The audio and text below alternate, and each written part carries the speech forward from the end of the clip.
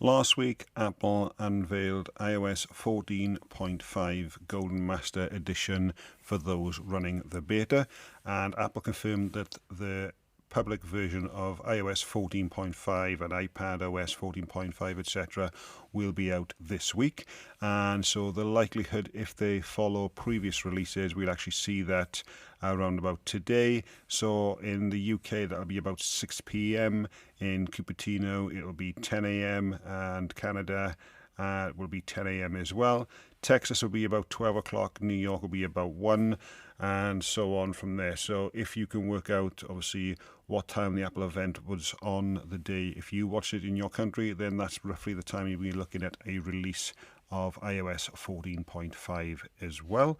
And obviously, along with 14.5, you can have mask unlocking if you use the Face ID camera on your phone and you have an Apple Watch. So if you're wearing a mask, your Apple Watch will be able to override the face unlocking when it can't recognize your face, and it will be able to unlock your phone as well. First AirTag orders shift to preparing to ship ahead of April 30th launch.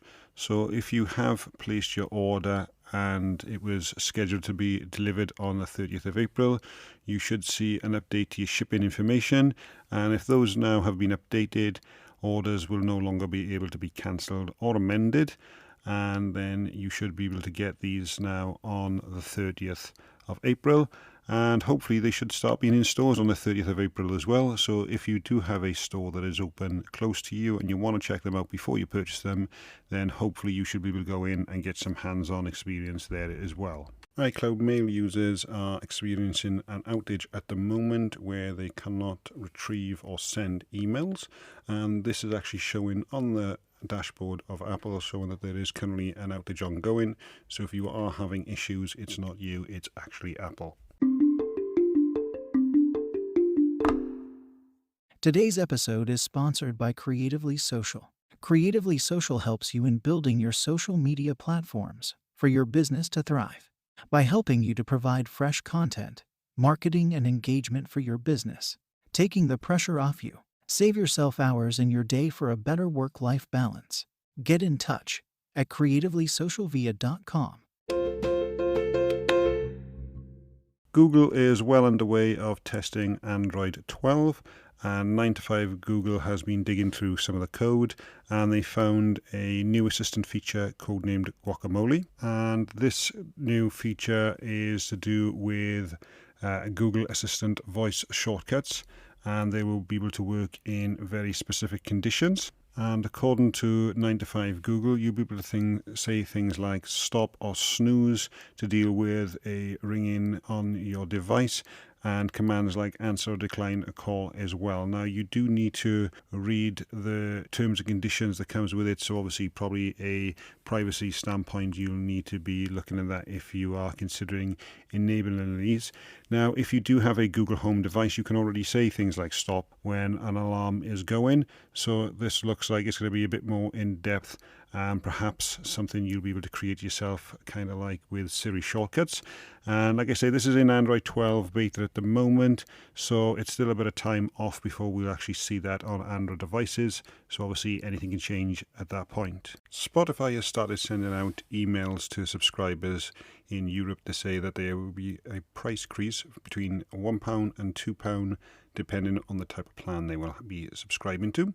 So currently, if you are on the student plan where you're paying £4.99, that's going to go up to £5.99. And then if you're on the normal plan, it's going to go from £9.99 to £10.99. And for family plans, the price will be increasing £2 from £14.99 to £16.99. Now, this is an interesting move because Spotify obviously are constantly saying how Apple are undermining them by making them pay a fee if subscribed through the App Store. And otherwise, they are saying that they are compatible on prices if they are paid outside of the App Store. So this actually now takes them above Apple Music prices. And this actually may be a decision why some people may not now switch from Apple Music, who would potentially in the past have thought about going to Spotify. And they may also look at making Spotify users think about jumping over to Apple Music if they can save themselves anything up to £2 on there. and that price increase also in other European countries could be anything from €1 to €3, again depending on the price plan that they're on. Now, if you are on the Premium Duo, the price will also change from £12.99 to £13.99 as well, and those changes will take effect from the April the 30th.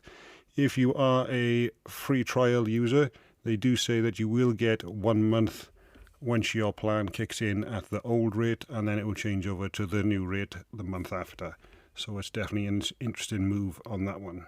Twitter Space is rolling out on Android devices, so if you were on the beta before, you were able to use Twitter Spaces. However, it's now going out more widely to Android users, which is beating Clubhouse. So creating a Twitter Space on Android is no different from iOS, as you can invite up to 10 active speakers. With anyone with the link, you will be able to drop in and listen to the audio chat unfold.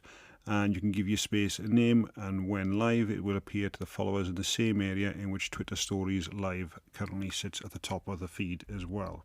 Well, that's it for today, guys. Thanks for listening, and I will catch you on the next one.